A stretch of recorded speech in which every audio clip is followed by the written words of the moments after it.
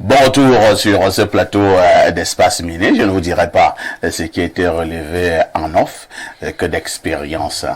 Avant de prendre le thème du jour de manière claire, nous allons d'abord vous donner cette information. Il s'agit d'Elimbi Lobé, qui est ce grand homme politique au Cameroun, qui a donc été reçu. C'était hier par le Premier ministre, chef du gouvernement, Dr Latif Diane Gouté. Il faut dire que pendant cette réception, il a été question de discuter d'un certain nombre de choses. Pierre Blériot-Niemek et Elimbi Lobé chez le Premier ministre, chef du gouvernement. Votre commentaire? Oui, parfait. Ici, vous savez, quand vous devenez un homme public, votre parole est précieuse, mais elle peut aussi être galvaudée. Elimbi Lobé est porteur d'un certain nombre de revendications. Il peut les présenter de manière un peu radicale, mais elles ont du sens. Il a donc eu l'opportunité hier d'échanger avec le chef du gouvernement. Quand il m'a envoyé la photo, je lui ai dit, j'ai répondu, 2 valeureux fils Sawa en concertation, parce qu'il faut le dire, John Gouté est un Sawa. Tout à fait. Voilà. Elimbi Lobé également. Ils ont échangé sur un certain nombre de sujets, l'affaire d'Ikalo, d'Ikolo. Vous connaissez cette scabreuse affaire. Ils ont discuté sur la préoccupation du remplacement numérique des littoraliens, et qui est un problème qu'il faut adresser de manière sérieuse. Ils ont discuté, et ça se fait à domicile. Vous voyez que c'est détendu. Ce n'est pas au bureau. Donc c'est un honneur. Cela nous montre que ces personnalités, ces hautes personnalités, jusqu'au rang de Premier ministre, nous écoutent, nous suivent. Nous ne venons pas toujours dire ici, c'est vrai que quand tu dis qu'on t'a reçu, les Camerounais avec notre esprit tordu, on pense toujours. On dit on t'a donné combien? C'est ça qui est important. Oui, vraiment. Voilà, donne notre part.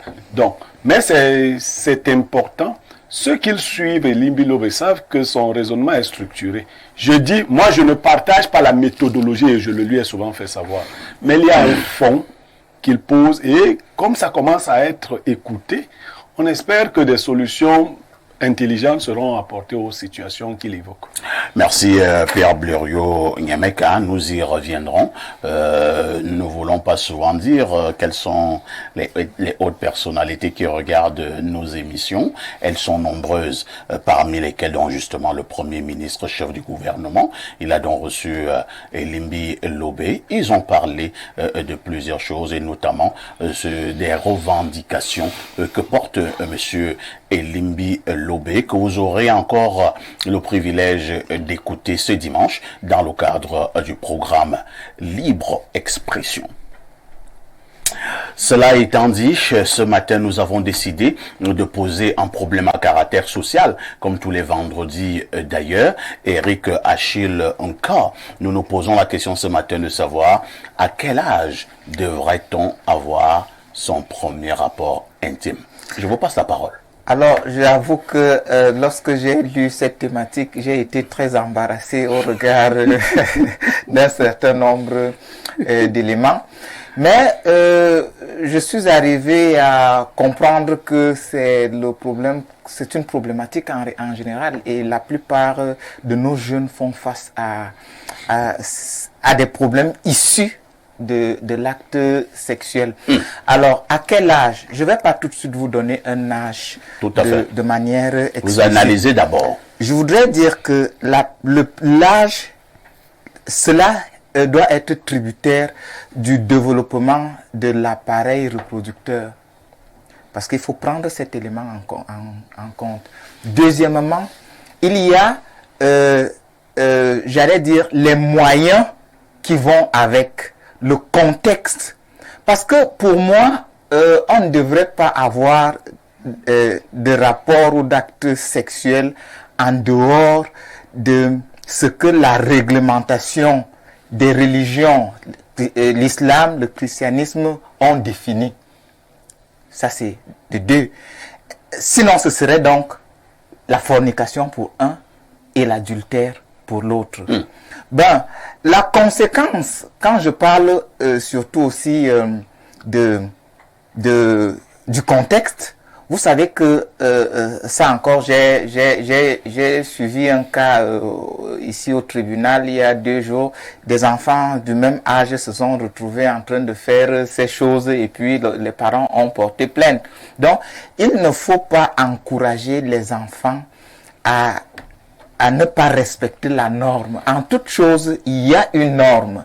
Et la conséquence de ne pas respecter la norme ou l'ordonnancement sociétal, c'est que la jeune fille peut se retrouver en difficulté, elle peut être enceinte et vous savez que ceux qui en souffrent beaucoup, c'est les jeunes filles, parce que le jeune garçon, lui, il peut poursuivre ses études pendant que la jeune fille elle sera abandonnée à elle-même. Les Camerounais sont pour la plupart, excusez-moi, vivent sous le seuil de la pauvreté.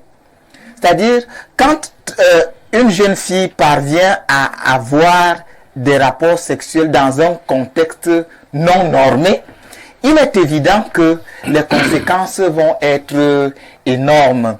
Et du coup, c'est-à-dire, il faut une certaine maturité.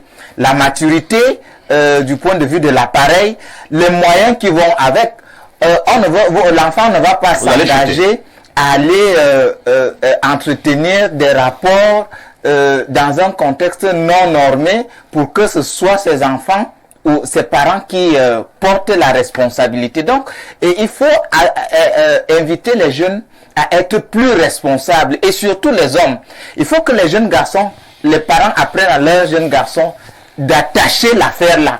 De ne pas... Avec la fronde? Oui, avec la fronde, avec tout. Attaché pour qu'il ne crée pas...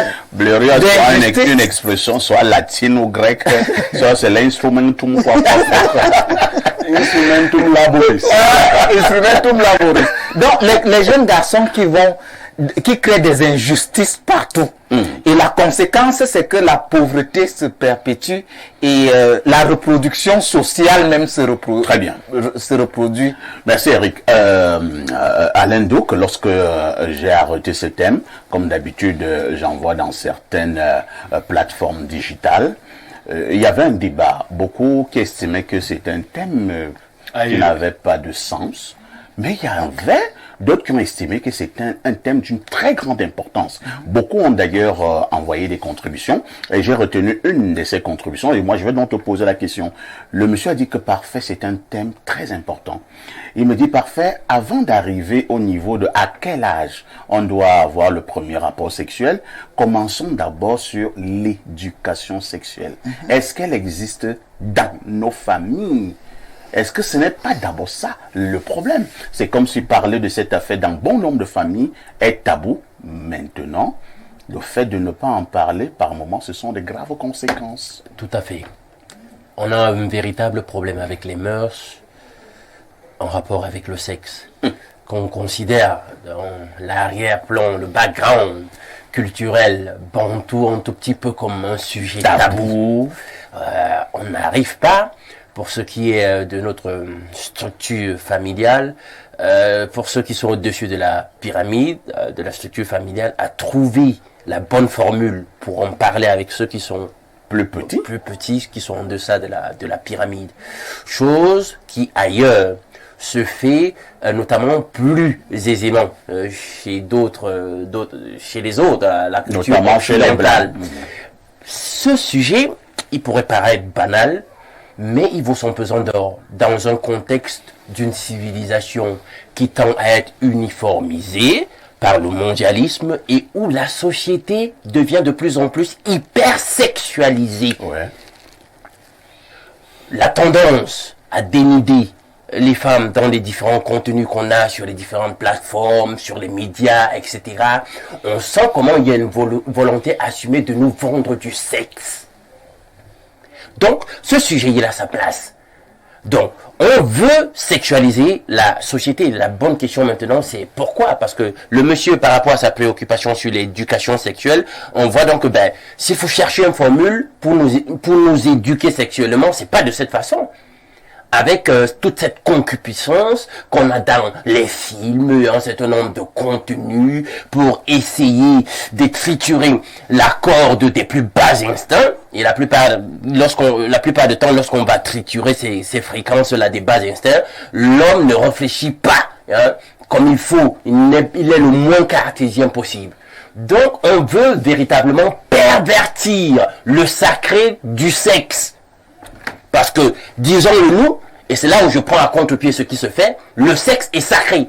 Pendant qu'on sexualise la société, pendant qu'on veut à tout bout de champ parler de sexe, exalter le sexe, est-ce qu'on se pose aussi la question de quel avantage tire-t-on à ne pas recourir au sexe? Est-ce que vous connaissez quelle est votre charge spirituelle et mentale lorsque vous faites abstinence et continence au sujet du sexe? Les gens ne vont pas parler de ça. Tout ce qu'ils vont vouloir vous faire, c'est vous vendre le sexe pour que tout le monde recourt au sexe. Il y a un danger. Alors, c'est le point dont, c'est donc là-dessus qu'on devrait donc s'attarder pour se dire il n'y a pas d'âge. Pendant qu'on dit quel devrait être l'âge, il n'y a pas d'âge. Non, c'est-à-dire que à 6 ans. Non, c'est pas en ce sens que je veux dire. C'est-à-dire que c'est déjà même mal posé. Le problème, quand on dit à quel âge, je dirais, restez autant que faire se peut sans sexe, si, dans la mesure du possible. Vous en tirerez tous les avantages possibles. Entre-temps, on doit faire les enfants. Vous devez faire les enfants et il a répondu fort aisément. Il faut qu'un certain nombre de conditions sur le plan physiologique soient respectées, mentales, émotionnelles, avant de pouvoir envisager le sexe. Parce que, disons-le, je le répète encore pour que chacun l'entende, il y a quelque chose de foncièrement sacré dans le sexe et il est destiné, il a été conçu pour une jouissance dans un cadre qui a été circonscrit. C'est celui du mariage, en fait. Voilà. Alors, Jeanne Bondor, vous qui êtes une dame sur le plateau, c'est une très bonne chose parce qu'un sujet comme celui-ci, on ne pouvait pas le poser sans avoir une dame. La vie, le regard d'une femme. Alors, est-ce que nous n'allons pas nous dire ce matin que ils sont nombreux, hommes comme femmes, qui ont perdu le restant de leur vie à cause d'un acte sexuel peut-être précoce qui a été mal géré? Effectivement, parfait. Étant chargé de la communication à la Commission internationale des droits de l'homme, c'est un point très important, la sexualité. J'ai choisi d'aller dans les écoles secondaires pour pouvoir sensibiliser la jeunesse. Vous voyez, de nos jours, les petites filles de 13 ans, 12 ans, 11 ans sexualisent déjà. Ah bon? Oui. Je vais vous donner une petite anecdote. Une fois, je rentrais dans la nuit, je trouve une petite fille au niveau de Vormi. Elle avait dans les 14 ans, en train d'être malmenée par un gaillard. Tripotée. Et elle était contente. Ah bon? On touchait les seins, on la caressait, elle était contente. Petite fille de 14 ans. Elle avait 14 ans. Je peux donner là parce que je l'ai regardée. Et ensuite, je vois comment le monsieur est en train de partir avec elle. J'ai tellement été blessée. Parce que quand je regardais cet enfant, j'ai pensé à ma fille. J'ai dit...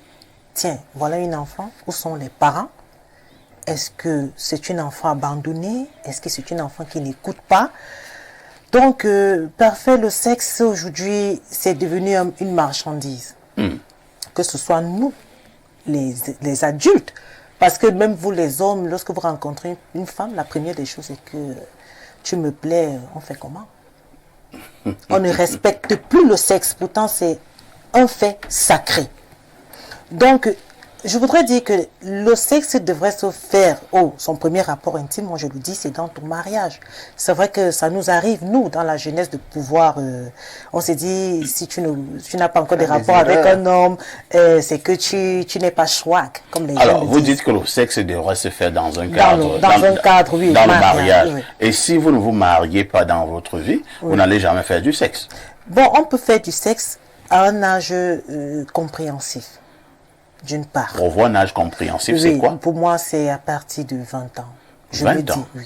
Parce que quand nous sommes déjà ados, à un certain âge, on a des impulsions. À 20 ans, il y en a qui ont déjà 9 ans d'expérience. Hein? Ça dépend du cadre aussi. je ne voudrais pas citer des quartiers, je ne voudrais pas citer certaines familles, mais vous allez vous retrouver dans certaines familles, un papa qui est en train de sexer avec sa femme dans la chambre, il oublie qu'il y a les enfants. Il y a des petits gémissements, les enfants, ils s'oublient, et de là provient de l'alcool. Vous voyez, quand papa rentre le soir, il boit, la maman boit, quand ils sont en train de s'enjailler, les enfants sont là, ils écoutent. C'est les boulunganjanga. Oui, vous ne vous en rendez pas compte. Vous allez constater votre jeune fille, à un moment, elle était trop sale, elle commence à ne pas se laver, elle commence à bien s'y mettre, elle disparaît de temps en temps à la maison. Elle va expérimenter pourquoi est-ce que ma mère criait dans la nuit. Vous voyez, donc, moi, je voudrais... Les gens crient. On gémit. Ah, d'accord. Et il y a des cris, il y a des femmes qui s'oublient. Non, Oui, je vais répondre à la question. En tout cas, le thème n'est pas basé sur les gémissements. Oui, je voudrais juste vous faire comprendre le que... Le thème est plus profond que ça. Ce premier rapport, à des moments, provient de là. Vous allez voir une petite fille qui écoute sa maman gémir et dit, ok, moi je me suis expérimenté. C'est quoi exactement? Moi, je vous dis, j'ai suivi un petit garçon qui a posé la question à son papa dans mon quartier. Papa, pourquoi maman criait dans la nuit? C'est un garçon maudit. Vous voyez, un enfant qui a écouté, il a certainement pris peur que bon, est-ce que papa tapait sur maman, est-ce que, mais nous des grandes personnes. Mais dans la nuit, pourquoi ce garçon sorcier ne dort pas? Il y a les enfants qui suçonnent dans la nuit, qui n'ont pas de sommeil profond. Il écoute déjà sa maman crier. Donc, du coup, je voudrais dire que nous les parents aussi faisons très attention. Très attention. Pierre Blériot n'aimait que la question du rapport intime et de l'âge n'est-elle pas une question fondamentale en ce moment dans une société comme celle du Cameroun? Alors, je ne vais pas faire de philosophie. Je vais décrire ce que je montre aux jeunes gens aujourd'hui. On a deux sexes. On a le sexe masculin, le sexe féminin. Même si les autres sont déjà fous chez eux, ils ont dit que c'est la même chose. Nous avons encore les deux sexes. Il faut dire aux jeunes filles ce qui se passe. Si vous commencez à utiliser vos organes sexuels très tôt, et le corps a plusieurs organes sexuels, les seins font partie des organes sexuels chez la femme. Voilà. Vous commencez à utiliser vos organes sexuels très tôt. Si vous n'avez pas un bon encadrement, si vous n'avez pas un bon suivi, si vous multipliez vos partenaires, ce qui va se produire, c'est que vous allez péricliter. Je ne vous fais pas peur. Regardez vos autres grandes sœurs. Quand les jeunes garçons vous font la cour, ils disent que c'est parce qu'ils voient vos seins encore debout.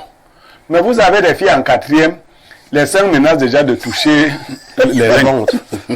Très bien. Vous allez avoir les vergetures qui partent du haut jusqu'au bas. On vous disait ici que la dot, c'est pour les femmes vierges. Non, pas exactement.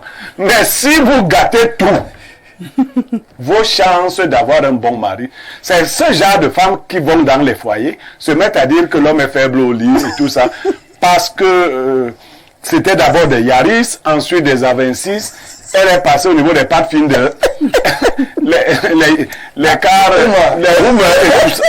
Maintenant, total, c'est ça qui va vous arriver. Et quand il y a donc des femmes qui apparemment ont des situations, quand quelqu'un va là-bas et dit ça on pousse avec le bâton, on n'attrape pas avec la main. Il faut vous dire la vérité. Il faut conserver vos corps. Ils sont fragiles pour vous les femmes. Il faut les conserver le plus longtemps possible. Il faut savoir que c'est votre grand patrimoine. C'est avec ça que vous pouvez faire du chantage aux hommes. C'est avec ça que la dot peut être même triplée. Donc vraiment, c'est pas que tu as fini de faire la vie Tu as fini de tourner par... Non. Il y en a qui sont vraiment irrécupérables. À force de tourner les films. Donc pour les jeunes filles, pour les jeunes garçons, pendant qu'on croit que le garçon n'a pas de conséquences, il y a les maladies vénériennes, il y a autres. Et les garçons ne font pas attention à leur santé sexuelle. Après, on a beaucoup de cas d'impuissance, d'éjaculation précoce, de ceci, de cela, et qui vont gâter aussi les mariages. Parce que ça ne sert à rien d'avoir un mari qui est costaud, qui a beaucoup d'argent, mais qui dit toujours, je ne sais pas ce qui m'est arrivé. Pour les hommes aussi, il faut faire attention. Vous savez, quelquefois, le commandement biblique ou coranique, C'est en fait l'observation des faits qu'on veut aggraver pour faire peur. Mais je me suis rendu compte que les gens n'arrêtent même plus de faire les choses parce qu'on veut leur faire peur. Il faut qu'on nous décrive les choses. La mauvaise utilisation de notre corps quand on est plus jeune peut nous prédisposer à beaucoup de difficultés. Aujourd'hui, vous utilisez votre corps, vous êtes jeune. Demain, vous avez de l'argent, vous avez besoin de ce corps et vous ne pouvez plus bien l'utiliser. L'argent, c'est pour cela que les filles sont souvent contentes quand elles tombent sur des gens comme ça. Parce que là, il est obligé d'ajouter seulement l'argent. Il ajoute l'argent. Il ajoute l'argent. Il croit que c'est l'argent qui va faire le travail. Donc, il faut se préserver le plus longtemps possible. Il faut le faire dans des conditions qui nous assurent la sécurité sanitaire. Pour les femmes, je souhaite que vous alliez le plus loin possible dans votre attente. Les garçons, quand vous avez commencé, soyez fidèles à un partenaire au moins. Soyez au moins fidèles au partenaire. Merci Blériot.